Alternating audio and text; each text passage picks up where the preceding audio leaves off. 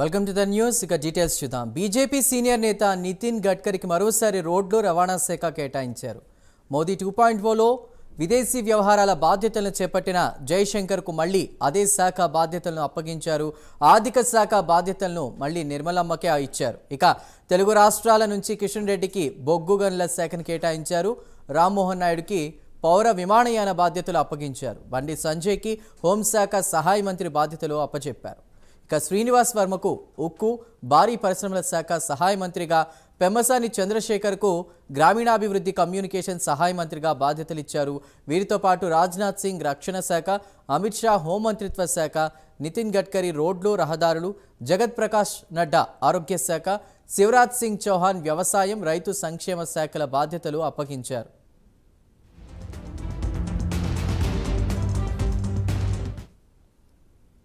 అదేవిధంగా కీలకమైన ఆర్థిక శాఖను నిర్మలా సీతారామన్, సుబ్రహ్మణ్యం జైశంకర్కు విదేశీ వ్యవహారాలు, మనోహర్ లాల్ ఖట్టర్ విద్యుత్ గృహ నిర్మాణాల శాఖ, అదేవిధంగా హెచ్డి కుమారస్వామికి భారీ పరిశ్రమలు ఉక్కు, పీయూష్ వేదప్రకాష్ గోయల్కు కామర్స్ అండ్ ఇండస్ట్రీస్, ధర్మేంద్ర ప్రధాన్కు విద్యాశాఖ, సర్బానంద్ సోనోవాల్కు షిప్పింగ్ పోర్టులు, అదేవిధంగా అశ్విని వైష్ణవ్ రైల్వే సమాచార శాఖ, జ్యోతిరాదిత్య సింధియా టెలికాం, గజేంద్ర సింగ్ షెకావత్ పర్యాటక సాంస్కృతిక శాఖ, కిరణ్ రిజిజు పార్లమెంటరీ వ్యవహారాలు, హర్దీప్ సింగ్ పూరి పెట్రోలియం శాఖ, చిరాగ్ పాస్వాన్ క్రీడా శాఖ, యువజన వ్యవహారాలు, అదేవిధంగా సియాద్ పాటిల్ జలశక్తి శాఖల్ని కేటాయించారు. ప్రధాని మోదీతో పాటు ఆదివారం 71 మంది మంత్రులు ప్రమాణ స్వీకారం చేశారు. అందులో 30 మంది కేబినెట్ మంత్రులు కాగా 36 మంది సహాయ మంత్రులుగా, 5 స్వతంత్ర మంత్రులుగా ఉన్నారు.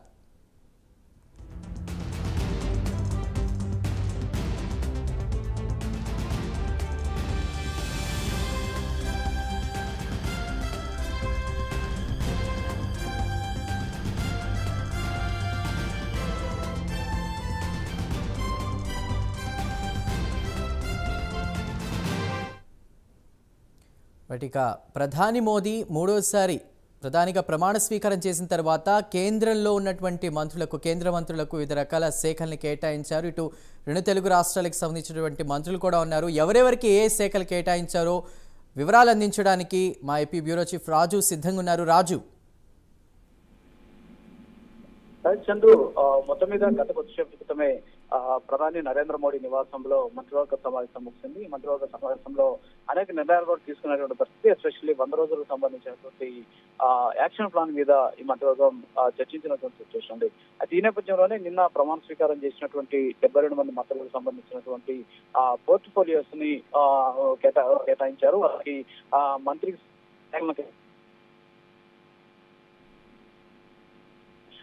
2 తెలుగు రాష్ట్రాలకు సంబంధించినటువంటి కూడా ఆ శాఖలు కేటాయించారు. ఆంధ్రప్రదేశ్ నుంచి కింజరపు రామ్మోహన్ నాయుడు పౌర విమానయాన శాఖ మంత్రిగా ఇచ్చినటువంటి పరిస్థితి. ఎందుకంటే గతంలో అంటే 2014లో కేంద్ర ప్రభుత్వంలో భాగస్వామ్యమైనటువంటి టీడీపీకి అప్పట్లో కూడా ఇక్కడి నుంచి అశోక్ గజపతిరాజు కేంద్ర మంత్రిగా ఎంపికైనటువంటి నేపథ్యంలో సో అప్పట్లో ఆయన కూడా పౌర విమానయాన శాఖ ఇచ్చినటువంటి పరిస్థితి. సో మళ్ళీ తాజాగా అదే శాఖని టీడీపీకి సంబంధించినటువంటి కేబినెట్ బెర్త్ లో స్థానం దక్కించుకున్నటువంటి కింజరపు రామ్మోహన్ నాయుడికి ఇచ్చినటువంటి పరిస్థితి. అలాగే గుంటూరు ఎంపీ పెమ్మసాని చంద్రశేఖర్ సహాయ మంత్రిగా ఆయన ప్రమాణ స్వీకారం చేశారు. సో ఆయనకి గ్రామీణాభివృద్ధి అలాగే కమ్యూనికేషన్ సంబంధించినటువంటి సహాయ మంత్రిగా ఇచ్చినటువంటి పరిస్థితి కనిపిస్తుంది.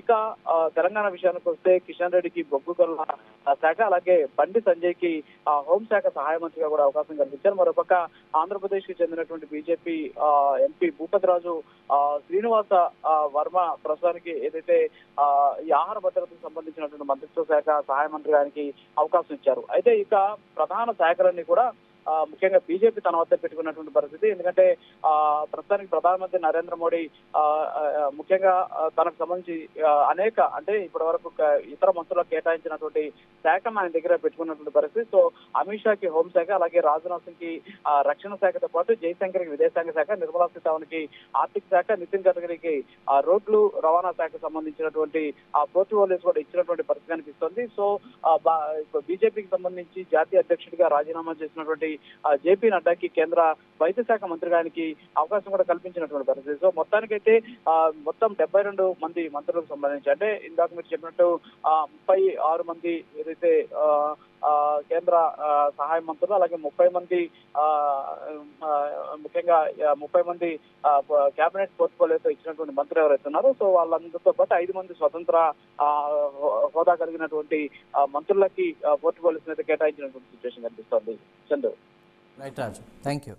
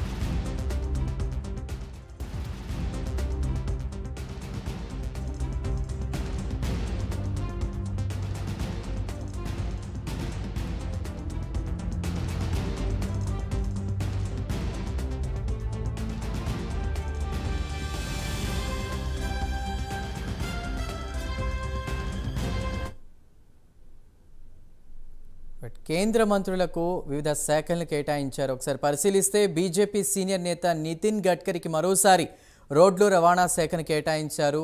మోదీ 2.0లో విదేశీ వ్యవహారాల బాధ్యతలను చేపట్టిన జైశంకర్కు మళ్లీ అదే శాఖ బాధ్యతలను అప్పచెప్పారు. ఆర్థిక శాఖ బాధ్యతలు మళ్లీ నిర్మలమ్మకే ఇచ్చారు. ఇక తెలుగు రాష్ట్రాల నుంచి కిషన్ రెడ్డికి బొగ్గు గన్ల శాఖను కేటాయించారు. అదేవిధంగా రామ్మోహన్ నాయుడుకి పౌర విమానయాన బాధ్యతలు అప్పచెప్పారు. బండి సంజయ్కి హోంశాఖ సహాయ మంత్రి బాధ్యతలు అప్పగించారు. శ్రీనివాస వర్మకు ఉక్కు భారీ పరిశ్రమల శాఖ సహాయ మంత్రిగా, పెమ్మసాని చంద్రశేఖర్కు గ్రామీణాభివృద్ధి కమ్యూనికేషన్ సహాయ మంత్రిగా బాధ్యతలు ఇచ్చారు. వీరితో పాటు రాజ్నాథ్ సింగ్కు రక్షణ శాఖ, అమిత్ షా హోంమంత్రిత్వ శాఖ, నితిన్ గడ్కరీ రోడ్లు రహదారులు, జగత్ ప్రకాష్ నడ్డా ఆరోగ్య శాఖ, శివరాజ్ సింగ్ చౌహాన్ వ్యవసాయం రైతు సంక్షేమం శాఖల బాధ్యతలను అప్పగించారు.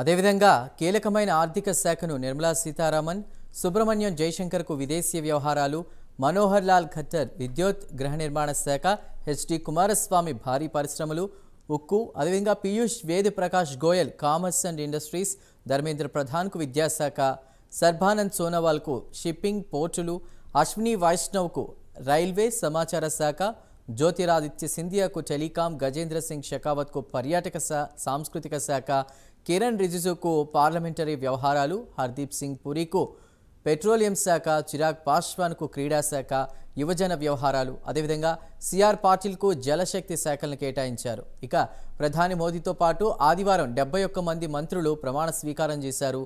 అందులో 30 మంది కేబినెట్ మంత్రులు కాగా 36 మంది సహాయ మంత్రులుగా, 5గురు స్వతంత్ర మంత్రులుగా ఉన్నారు.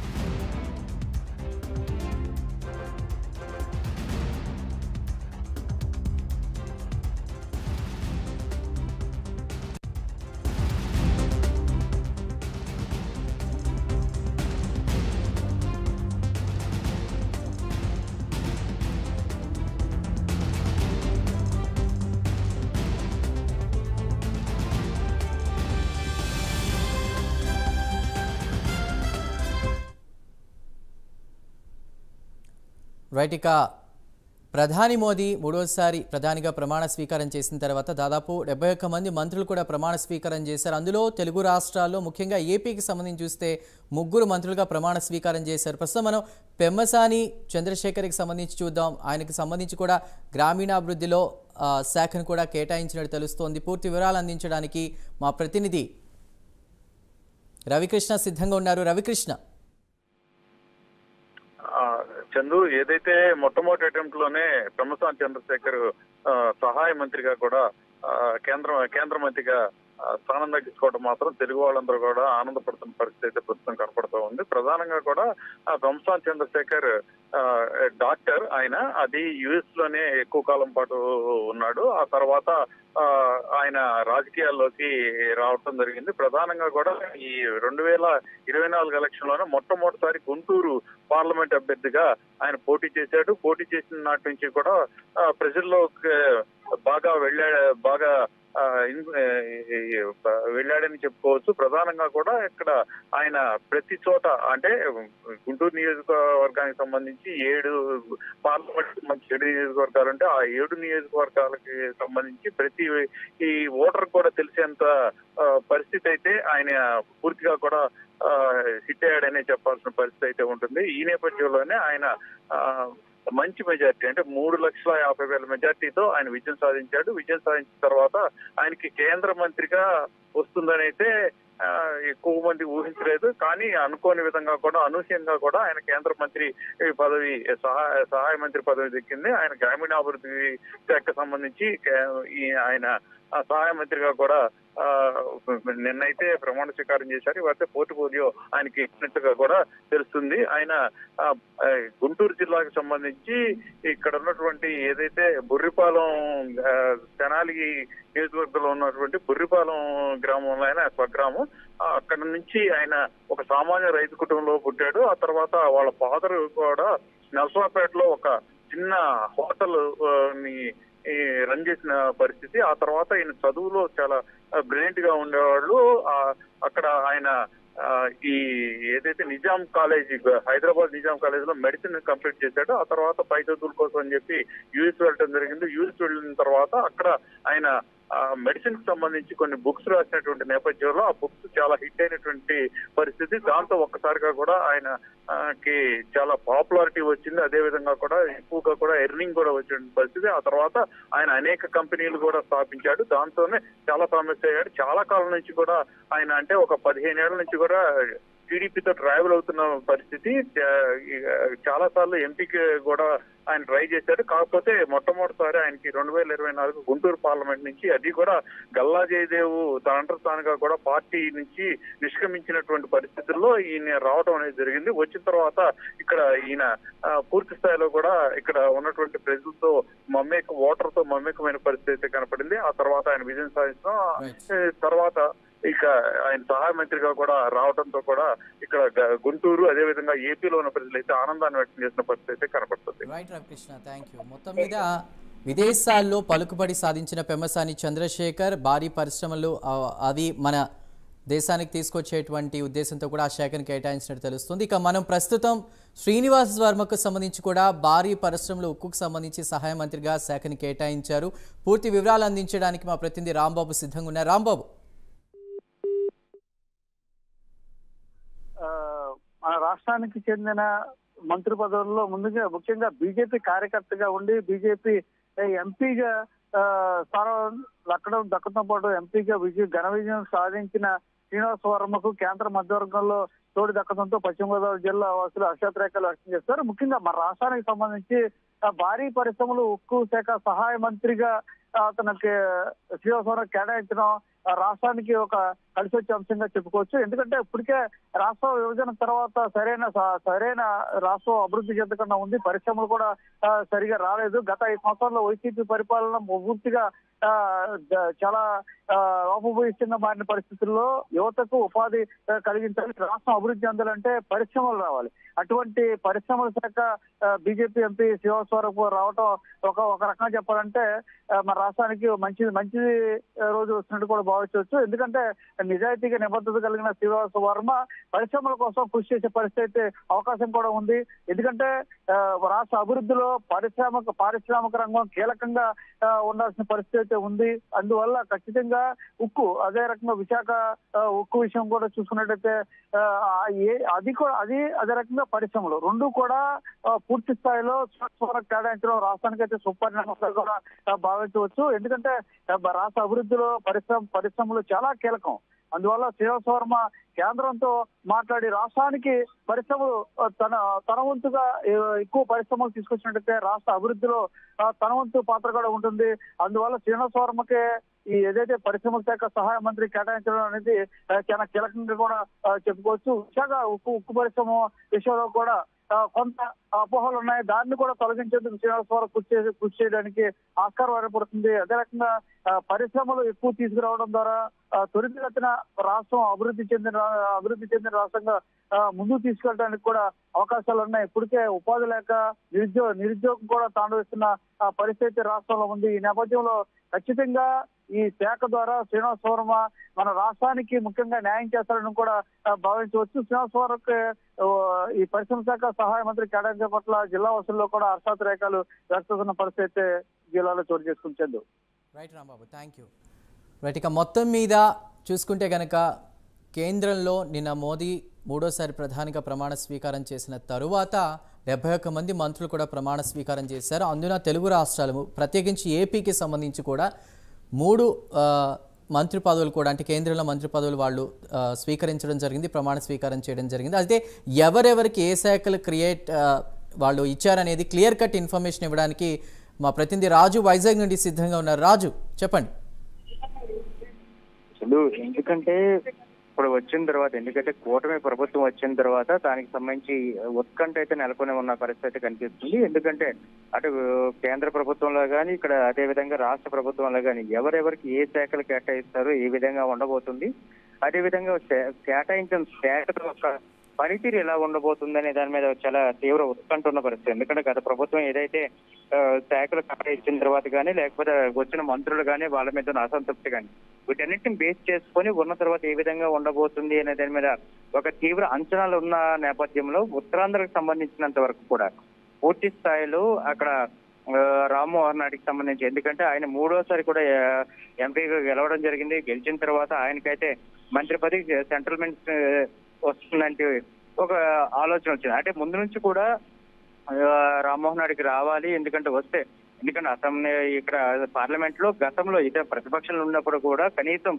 4 ఎంపీలతో వెళ్ళినప్పుడు కూడా కాస్త కేసీఆర్ కనుక ఉత్తరాంధ్ర అభివృద్ధి కోసం పాటుపడ్డారు కనుక ఈసారి తప్పకుండా అయితే ఆయనకి సెంట్రల్ మినిస్టర్ రావాలంటూ కూడా చాలా మంది కోరుకున్న పరిస్థితి కనిపిస్తుంది. దాంట్లోనే భాగంగానే ఈ రోజు వచ్చిందని చెప్పుకోవాలి. వచ్చిన తర్వాత కూడా ఆయన కేవలం ఒకే విషయం చెప్పడం జరుగుతుంది, ఉత్తరాంధ్ర అభివృద్ధి కోసం అదే విధంగా ఆంధ్రప్రదేశ్ అభివృద్ధి కోసం తీవ్రంగా కృషి చేస్తాను.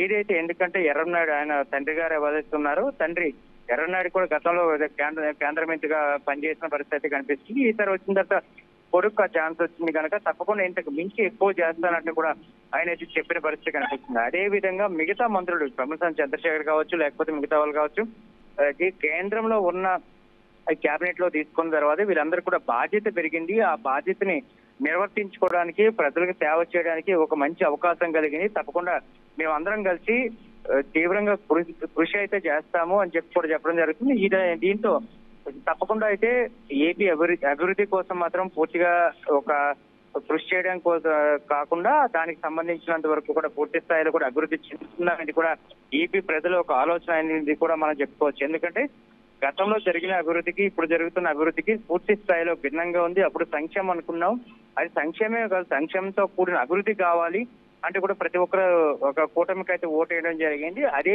సంక్షేమంతో కూడా అభివృద్ధిని మేము చేస్తాం, తప్పకుండా అయితే అభివృద్ధి చెందుతుంది అంటూ కూడా వీళ్ళందరూ పూర్తి స్థాయిలో నమ్ముతున్నారు కనుక అదే విధంగా సెంట్రల్ మినిస్టర్ గా వెళ్ళిన వాళ్ళు అక్కడున్న బాధ్యతలు నిర్వహిస్తారు. అదే కాకుండా రాష్ట్రానికి సంబంధించిన నిధులు కానీ లేకపోతే సౌకర్యాలు కావచ్చు లేకపోతే ఏవైతే డిమాండ్స్ ఉంటాయో అంటే న్యాయపరమైన డిమాండ్స్ ఏవైతే ఉంటాయో ప్రతి ఒక్క దాన్ని కూడా తీసుకొని ఈ రోజు ఏపీకి అయితే మాత్రం మరి ఒక మహర్దశ వస్తుందంటూ కూడా ప్రతి ఒక్కరు ఒక ఆలోచన జరుగుతున్న పరిస్థితి కనిపిస్తుంది. తప్పకుండా ఆ దిశగా అడుగులు కూడా వీళ్ళు వేస్తారని చెప్పి మనం అయితే అనుకోవచ్చు. చందు, అంటే మనం చూస్తే ఇప్పుడు పెమ్మసాని చంద్రశేఖర్ కావచ్చు, శ్రీనివాస్ వర్మ కావచ్చు పార్లమెంట్లో కొత్తగా అడుగు పెట్టబోతున్నారు. కింజరాపు ఆల్రెడీ కూడా ఇంతకుముందు మంత్రి పదవి ఉన్నటువంటి పరిస్థితి. సో ఏదేమైనప్పటికీ ఒక ఇంటర్చైనింగ్ విమానయాన శాఖ కావచ్చు, భారీ పరిశ్రమల సహాయ మంత్రిగా కావచ్చు, అటు మరోవైపు గ్రామీణాభివృద్ధికి సంబంధించి అవన్నీ ఇదంతా చూసినా కూడా ఏపీ డెవలప్మెంట్కి కావాల్సిన వాయిసెస్ రేజ్ అయ్యే అవకాశం కనిపిస్తుందా పార్లమెంట్లో? డెఫినెట్ గా చేయండి. ఎందుకంటే మీరు చెప్పినట్లు విమానయాన శాఖ కావచ్చు, లేకపోతే గ్రామీణ అభివృద్ధి కావచ్చు, మిగతావి కావచ్చు, అంటే ప్రతి ఒక్కదానికి కూడా ఇప్పుడు ఉత్తరాంధ్రలో ప్రధానంగా చూసుకునేటప్పటికి చాలా సమస్యలు ఉన్నాయి. ఎక్కడి నుంచి గల్ఫ్ దేశాలకు వెళ్ళిన వాళ్ళు కావచ్చు, లేకపోతే మిగతా ఆ దేశాలకు వెళ్ళి బతుకుతున్న వాళ్ళు కావచ్చు, ఇక్కడ నుంచి అంటే వెళ్ళిన ప్రతి ఒక్కరికి కూడా ఒక సౌకర్యం కావాలి. అది రోడ్డు మార్గమా, లేకపోతే రైల్వే మార్గమా, లేకపోతే విమానయానం, అది ఒకటి కాదు. దాంతో పాటు వచ్చిన తర్వాత కూడా ఇప్పుడు వచ్చిన భోగాపురం ఎయిర్పోర్ట్ కావచ్చు, లేకపోతే మిగతా విశాఖకు సంబంధించిన మొన్నటి వరకు 8 గంటల వరకు మాత్రం ఎయిర్పోర్ట్ ను పరిమితం చేసేవాళ్ళు, ఎందుకంటే డిఫెన్స్ దీంట్లో ఉందని. ఇప్పుడు దాన్ని పెరిగే అవకాశాలు ఉన్నాయి. అయితే ప్రతిదీ కూడా డెవలప్మెంట్ ఎక్కడ వస్తుందంటే పూర్తి స్థాయిలో కూడా అక్కడ రోడ్డు రవాణా వ్యవస్థ ఎక్కడైతే పూర్తి స్థాయిలో అందుబాటులో ఉంటుందో అక్కడ డెవలప్మెంట్ జరుగుతుంది. దానికి సంబంధించినంత వరకు కూటమి ప్రభుత్వం మాత్రం దానికి కట్టుబడి ఉంది అని చెప్పి మనం అయితే చెప్పుకోవాలి. దాంతో పాటు గ్రామీణ అభివృద్ధి కూడా, ఎందుకంటే గతంలో మనం చూసుకున్నప్పుడు గాంధీజీ చెప్పిన ఒక సూత్రాన్ని కూడా చూసుకుంటే ఎప్పుడైతే పట్టణాలు కాకుండా ఓన్లీ గ్రామాలు మాత్రమే పట్టణాలకు పట్టుకొమ్మలు అని చెప్పి చెప్పుకున్న పరిస్థితి కనిపిస్తుంది.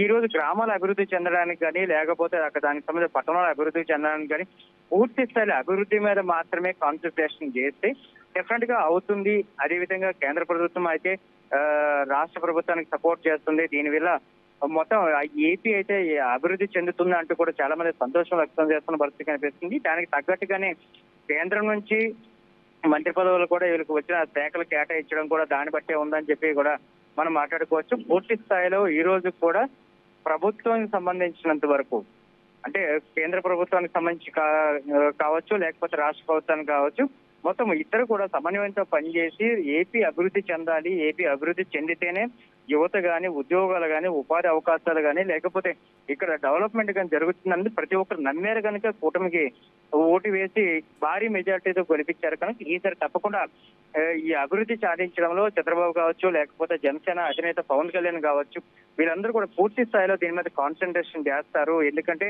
ఏపీ అభివృద్ధి చెందాలి. ఎందుకంటే ఇప్పటి వరకు జరిగిన దాంట్లో కేవలం సంక్షేమం వల్ల ఏమి కూడా వచ్చేది ఏం లేదు. నువ్వు సంవత్సరానికి ఇచ్చే 10,000 కావచ్చు, లేకపోతే సంవత్సరానికి ఇచ్చే 15,000 కావచ్చు, దీని వల్ల రాష్ట్రం అభివృద్ధి చెందదు. అదేవిధంగా యువత అభివృద్ధి చెందరు, యువతకి ఉద్యోగ ఉపాధి అవకాశాలు రావు అంటూ కూడా ఇప్పటి వరకు ఏపీ ప్రజలు నమ్మారు కనుక ఈ రోజు అది కాకుండా సంక్షేమమే కదా, సంక్షేమంతో కూడిన అభివృద్ధి కూడా కావాలి అనేది ఏపీ ప్రజలు అయితే ఒక నమ్మకంగా కుదుర్చుకొని దానికి సంబంధించినంత వరకు ఈ రోజు కూటమి ప్రభుత్వానికి ఓటు వేయడం జరిగింది. దీనిలో ప్రధానంగా వచ్చిన అంశాలను ప్రతి ఒక్కదాన్ని కూడా అటు జనసేన అధినేత పవన్ కళ్యాణ్ కావచ్చు, చంద్రబాబు కావచ్చు, ఈ అంశాలను జోడించి వీటికి సంబంధించినంత ఈ 5 ఏళ్ల పాటు కూడా ఏ విధంగా నిరంతరం శ్రమ చేసి అభివృద్ధిని చేయాలి. అదేవిధంగా అభివృద్ధి చేస్తే గానీ ఈ రోజు జరగదు. ఎందుకంటే గత 10 ఏళ్ల నుంచి కూడా చూసుకునేటప్పటికి బైఫర్కేషన్ అయిన తర్వాత ఏపీ ప్రభుత్వానికి ఒక రాజధాని లేదు. అదేవిధంగా రాజధాని చెప్పుకోవడానికి ఒక ఆలోచన లేదు. ఈ రోజు అది కాదు, ఒక కంపెనీ కానీ ఇంకోటి కానీ రాలేదు. కానీ ఈసారి వచ్చినప్పటికీ గతంలో జరిగిన తప్పిదాలను ఈసారి రిపీట్ చేయకూడదంటూ టీడీపీ ఆలోచన చేస్తుంది. ఒకవేళ తప్పిదాలు చేసినా సరే ఆ తప్పిదాలని ఉపేక్షించము అంటూ కూడా పవన్ కళ్యాణ్ చెప్పడం జరిగింది. ఎందుకంటే నేను కేవలం ప్రజలు నన్ను నమ్మారు, నన్ను నమ్మి ఓటేశారు కనుక నమ్మిన ఓటేసిన ప్రజలకి ఈ రోజు తప్పకుండా న్యాయం చేయాలంటూ కూడా పవన్ కళ్యాణ్ ఒక క్లియర్ కట్ గా ఒక స్టేట్మెంట్ ఇవ్వడం జరిగింది. దాంతోనే ఈ రోజు మొత్తం రాష్ట్రం ఒక ఊపిరి పీల్చుకున్న పరిస్థితి కనిపిస్తుంది. తప్పకుండా యువతకి ఉద్యోగ ఉపాధి అవకాశాలు కలుగుతాయి. వీళ్ళంతా కూడా మళ్ళీ ఏదైతే మిగతా మనకంటే ఎక్కువ అత్యున్నత స్థానంలో ఉన్న రాష్ట్రాలనే వాటితో పాటు పోటీ పడగలుగుతాం. వాళ్ళందరితో పాటు పోటీ పడి ఈ రోజు ఆంధ్ర రాష్ట్రం అంటే ఏమీ కాదు, వెనకబడిన రాష్ట్రం కాదు, అదంతా కూడా పూర్తి స్థాయిలో కూడా మేమంతా మళ్ళీ ఉద్యోగ ఉపాధి అవకాశాల్లో ముందంజలో ఉంటామని చెప్తాను. ఎందుకంటే ఏపీ నుంచి వెళ్ళిన ప్రతి ఒక్కరు కూడా ఇతర రాష్ట్రాల్లో కావచ్చు, ఇతర దేశాల్లో కావచ్చు, వీళ్ళందరూ కూడా అక్కడంతా కూడా రాణిస్తున్నప్పుడు ఆంధ్ర రాష్ట్రంలో మాత్రం వీళ్ళు ఎందుకు రాణించలేకపోతున్నారు, వీళ్ళందరికీ ఎందుకు ఇబ్బందులు కలుగుతున్నాయనే దాని మీద కూడా ఒక రీసెర్చ్ చేయడం జరిగింది. పవన్ కళ్యాణ్ కూడా గతంలో చాలా మీటింగ్స్ లో చెప్పడం జరిగింది. ఎందుకంటే అసలు మన రాష్ట్రంలోని యువతకి చెప్పిన మేధస్సు కానీ, లేకపోతే ఆ తెలివితేటలు కానీ, ఒక ఆలోచన విధానం కానీ మిగతా రాష్ట్రాల్లో పనిచేస్తున్నప్పుడు, మిగతా దేశాల్లో పనిచేస్తున్నప్పుడు కేవలం ఆంధ్ర రాష్ట్రానికి సంబంధించిన యువత ఆంధ్ర రాష్ట్రానికి ఎందుకు సరిపోవట్లేదు, వాళ్ళ మేధస్సు ఇక్కడ ఎందుకు పనికి రావట్లేదు అన్న దాని మీద మాత్రమే ఆయన చాలా వరకు కూర్చొని చేయడం జరిగింది. ఈ రోజు ఎట్ ద సేమ్ టైం అదే విషయంలో ఇదే రోజు మొత్తం ప్రపంచం మొత్తం యావత్ కూడా ఆలోచిస్తున్న విషయం ఏంటంటే ఆంధ్ర రాష్ట్రంలో ఉన్న యువత మొత్తం కూడా పూర్తి స్థాయిలో కూడా మేధస్సు కలిగిన వాళ్ళు వాళ్ళకి సరైన అవకాశాలు కల్పించకపోవటం వల్లే ఈ విధంగా బయటకు వలసలు వెళ్ళటం కానీ లేకపోతే మిగతా జరగడం కానీ జరిగింది. ఈసారి తప్పకుండా మంచి ప్రభుత్వం ఏర్పడింది. ఈ ప్రభుత్వానికి సంబంధించినంత వరకు పూర్తి స్థాయిలో అవకాశాలు కల్పిస్తుంది. మొత్తం యావత్ ప్రపంచం మొత్తం ఆంధ్ర రాష్ట్రం దగ్గర చూస్తుందంటే చెప్తున్నారు. ఎందుకంటే మొన్న మోడీ ప్రసంగంలో కావచ్చు, లేకపోతే ఇప్పుడు ఆంధ్ర రాష్ట్రంలో ఉన్న దీని మీద ప్రతి దానికి కూడా జనసేనానికి సంబంధించినంత వరకు ఆయన విజన్ కావచ్చు, లేకపోతే ఆయన ఇది ఆలోచన విధానం కావచ్చు, ప్రతి ఒక్క దాంట్లో కూడా పవన్ కళ్యాణ్ అనే వ్యక్తి ఒక హీరోలో ప్రతి దాంట్లో కూడా అభివృద్ధి అనే దాని మీద కూడా ఫోకస్ చేయడం జరిగింది. ఈరోజు తప్పకుండా ఆంధ్ర రాష్ట్రం అభివృద్ధి చెందుతుంది. అభివృద్ధి చెందడానికి చాలా కారణాలు కానీ, లేకపోతే ఆయన చేస్తున్న ఎనాలిసిస్ కానీ, లేకపోతే ఆయనకున్న ఆలోచన ఇదంతా కూడా మొత్తం పూర్తి స్థాయిలో కూడా ఆయనకైతే ఏపీ మీద ఉన్న అవగాహన బట్టి అభివృద్ధి అయితే సాధించగలుగుతామన్నా దాన్ని బట్టి కేంద్రంలో ఉన్న ప్రభుత్వం ఇచ్చిన మంత్రి పదవులు కూడా ఆయన అయితే స్వాగతించారు. తప్పకుండా అయితే మంచి ఆలోచన అయితే కలుగుతుందని చెప్పుకోవచ్చు.